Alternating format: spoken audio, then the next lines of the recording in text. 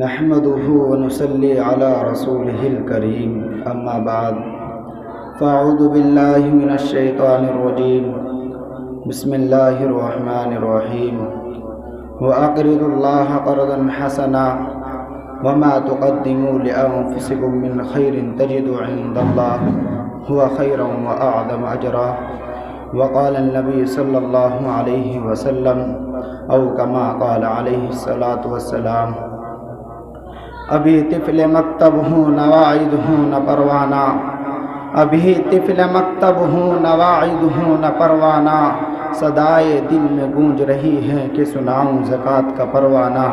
میرے بھائیو دوستو اور عزیز طلبہ اور میرے مشفق و مربی اساتذہ کرام اور اس گلشن کے نوش گفتہ گونجو، زکوٰۃ دولت کی محبت کو فنا کر دیتی ہے، زکوٰۃ مساوات کا احساس دلاتی ہے۔ لن تنالوا البر حتى تنفقوا مما تحبون کے ذریعے دل کو قوی کرتی ہے اور دولت کو بڑھاتی ہے اور دولت کی محبت کو گھٹاتی ہے۔ سامعین کرام، ابھی جو قرآن عظیم کی تلاوت کی گئی ہے اس کا سادہ سا ترجمہ یوں کیا جاتا ہے کہ نماز قائم کرو اور زکوٰۃ ادا کرو اور اللہ کو قرض حسنہ دو، اور جو کچھ تم بھلائی میں سے آگے پہ بھیجو گے تم اس کو اللہ کے پاس پاؤ گے اور وہ بہترین اجر عظیم ہوگا۔ دوستو، زکوٰۃ ہو یا صدقہ فطرہ ہو یا پھر صدقہ جاریہ، انسان کے لیے سب فائدے مند چیز ہے، کیونکہ زکوٰۃ صدقہ واجب تو غربا مسکین فقیروں کا حق ہے۔ کل قیامت کے دن حق کا مطالبہ کیا جائے گا۔ اے وارثان توحید، اللہ تعالیٰ فرماتے ہیں ان اللہ یأمرکم ان تؤدوا الامانات الی اہلہا، بے شک اللہ تعالیٰ حکم فرماتے ہیں اس بات کا کہ امانت والوں کو پہنچا دو۔ جس طرح آج دنیا میں اپنے حق طلبی کے لیے عدالتوں اور حکومتوں کا سہارا لیا جاتا ہے، اسی طرح کل قیامت کا دن ہوگا، غربا مسکین فقیر حشر کے میدان میں ہوں گے، جہاں اولین و آخرین کا اجتماع ہوگا۔ مالدار لوگوں کے گربان پکڑ کر گھسیٹتے ہوئے لائیں گے اور اللہ تعالیٰ سے شکایت کریں گے، یا اللہ یہ وہ ظالم انسان ہے جس نے دنیا میں میرا حق مارا تھا، اب ان سے میرا حق دلوایا جائے۔ اس وقت ان مالداروں کی نیکیاں ان غریبوں کے حوالے کر دی جائے گی، ان فقیروں کے حوالے کر دی جائے گی، ان حاجت مندوں کے حوالے کر دی جائے گی۔ میرے بھائیو دوستو، حضرت عیسیٰ علیہ السلام کے زمانے میں ایک بخیل تھا، لوگوں میں ملعون کے نام سے مشہور تھا۔ ایک دن ایک مجاہد فی سبیل اللہ اس کے پاس گیا، اے فلاں مجھے جہاد کرنا ہے، اللہ اور اس کے رسول کے دشمنوں کو قتل کرنا ہے، لہذا مجھے ایک تلوار دے دو اور تم کو اللہ کی طرف سے جنت ملے گی۔ اس بخیل نے انکار کر دیا، مجاہد نامراد ہو کر واپس جانے لگا۔ اچانک اس بخیل کو احساس ہوا اور اس مجاہد کو واپس بلایا اور اس مجاہد کو ایک تلوار دے دی۔ مجاہد دعا کرتا ہوا خوشی خوشی روانہ ہوا۔ راستے میں حضرت عیسیٰ علیہ السلام سے ملاقات ہوتی ہے۔ حضرت عیسیٰ علیہ السلام نے معلوم کیا، اے مجاہد یہ تلوار کہاں سے آئی ہے، یہ تلوار کہاں سے آئی ہے؟ اس مجاہد نے بتلایا کہ اس شخص نے دی ہے۔ حضرت عیسیٰ علیہ السلام یہ سنتے ہی اس بخیل کے گھر کی طرف روانہ ہو گئے اور راستے میں ایک عابد سے ملاقات ہوتی ہے جس نے 70 سال تک عبادت و ریاضت کی تھی، روزے پر روزہ رکھا تھا۔ اس عابد نے کہا، حضرت کہاں جا رہے ہو؟ حضرت عیسیٰ علیہ السلام نے بتلایا کہ اس بخیل کے گھر جا رہا ہوں، اس کو جنت کی بشارت دینے کے لیے جا رہا ہوں۔ اس عابد نے کہا، حضرت اس کے پاس مت جاؤ، کہیں اس کی بدعملی کی وجہ سے ہم لوگ ہلاک و برباد نہ ہو جائے۔ اسی وقت حضرت عیسیٰ علیہ السلام پر اللہ کی طرف سے وحی نازل ہوتی ہے اور حضرت عیسیٰ علیہ السلام فرماتے ہیں، حضرت عیسیٰ علیہ السلام اس عابد سے کہتے ہیں کہ اس بخیل کو ایک تلوار جہاد فی سبیل اللہ میں صدقہ کرنے کی وجہ سے اس کو جنت دی گئی ہے، اور اس عابد سے کہہ دو کہ تم کو تکبر اور فخر کی وجہ سے اس بخیل کی جگہ کر دیا گیا ہے۔ میرے بھائیو دوستو، بہرحال اللہ کی راہ میں مال خرچ کرنا دوسری عبادتوں سے افضل ہے، اور کیوں نہ ہو، اس لیے کہ اس سے مخلوق کو ہر طرح کا فائدہ پہنچتا ہے۔ عبادت گاہیں بنائی جاتی ہیں، پانی کا نظم کیا جاتا ہے، روڈ وغیرہ بچھائے جاتے ہیں، غرض یہ کہ دنیاوی اعتبار سے پورا معاشرہ انسانی زندگی پر موقوف ہو کے رہ جاتا ہے۔ شکستہ دل مسلمانوں، اصل بات یہ ہے کہ آج دین کی اہمیت ہمارے اندر سے نکل گئی ہے، دین مٹتا جا رہا ہے، قرآن عدالتوں سے نکالا جا رہا ہے، غریب مسکین لوگوں پر لوگ غیر مسلم کہکا لگا کر ہنس رہے ہیں، تمہاری بیوہ اولادیں غیروں سے بھیک مانگ رہی ہے، تمہاری یتیم اولادیں غیروں کے سامنے ہاتھ پھیلائی ہوئی ہے۔ یہ سب اس لیے ہو رہا ہے کہ آج مسلمانوں کے اندر جو رحم و کرم، ہمدردی، عفو، محبت کا مادہ جو نبی کریم صلی اللہ علیہ وسلم نے پیدا کیا تھا، قرآن نے سکھایا تھا، صحابہ نے اپنایا تھا، علماء مجتہدین نے اس کی نظیریں پیش کی تھی، وہ مادہ ہمارے اندر سے نکل گیا ہے، اور لوگ حقیقت پوچھتے ہیں تو یہ ہے کہ دین جس کے لیے بے شمار لوگوں نے اپنی جانوں کا نذرانہ پیش کیا تھا، وہ دین ہم تک بغیر کسی محنت اور مشقت کے پہنچائے ہیں۔ اس لیے ہمیں اس دین کی حفاظت کرتے ہوئے شرم آتی ہے، حیا آتی ہے، اور مال خرچ کرتے ہوئے ڈر لگتا ہے۔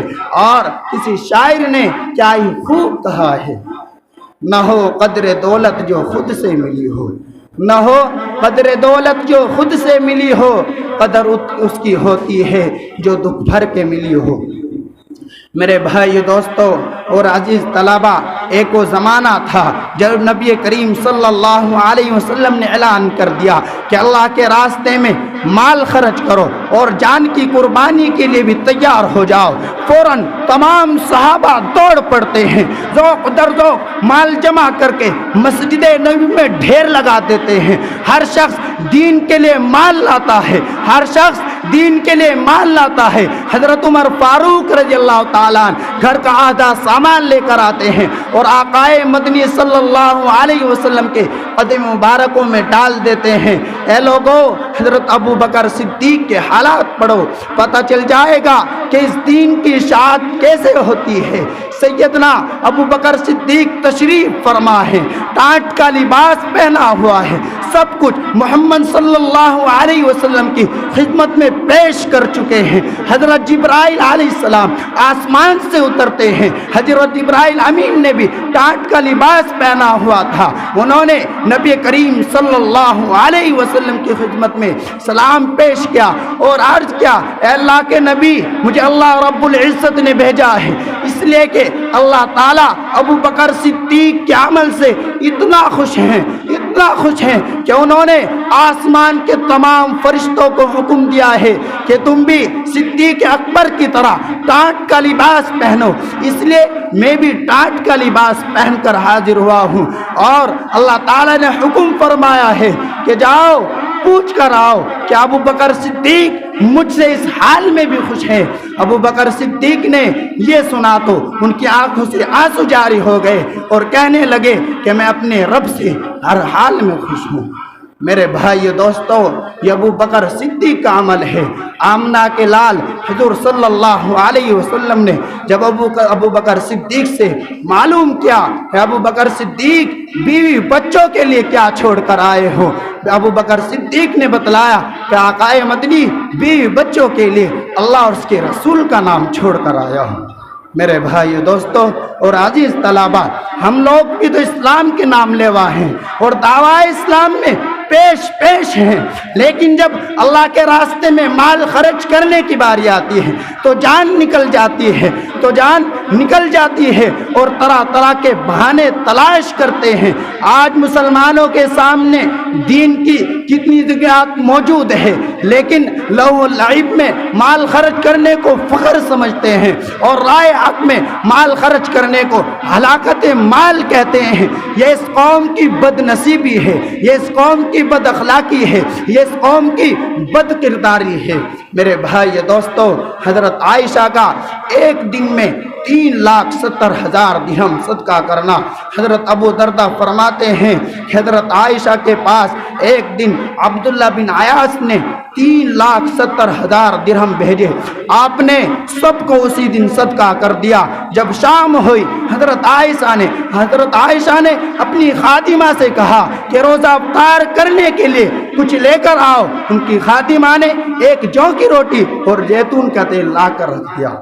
میرے بھائیو دوستو، یہ وہ لوگ تھے جن کے دلوں میں خدا کا خوف ہوتا تھا، جن کے سامنے رب کائنات کا فرمان ہوتا تھا، جن کے سامنے رب کائنات کا فرمان ہوتا تھا، والذین یکنزون الذھب والفضة ولا ينفقونها فی سبیل اللہ فبشرهم بعذاب علیم۔ جو لوگ سونا چاندی جمع کر کے رکھ رہے ہیں اور اس کی زکوٰۃ ادا نہیں کرتے ہیں، انہیں دردناک عذاب کی خبر دے دیجئے۔ یہ وہ لوگ تھے جو قرآن کے اس فرمان سے خوف کھاتے تھے، یوم یحمى علیہا فی نار جہنم فتقوی بہا جباہہم وجنوبہم وظہورہم ھذا ما کنزتم لانفسکم فذوقوا ما کنتم تکنزون۔ جس دن زکوٰۃ نہ دینے والوں کے مال کو دوزخ کی آگ میں تپا کر ان کے چہروں، ان کے بازوں کو دگایا جائے گا اور ان سے کہا جائے گا کہ اپنے جمع کیے ہوئے مال کا مزہ چکھو۔ میرے بھائی دوستو، ایک روایت میں آتا ہے جو لوگ سونے چاندی جمع کر کے رکھ رہے ہیں اور اس کی زکوٰۃ نہ ادا نہیں کرتے، ان کی قیامت کے دن تختیاں بنا کر ان کو جہنم کی آگ میں تپا کر ان سے اس کے جسم کو دگایا جائے گا۔ اللہ تعالی ہم سب کو ان باتوں پر عمل کرنے کی توفیق عطا فرمائے۔ وآخر دعوانا ان الحمد للہ رب العالمین۔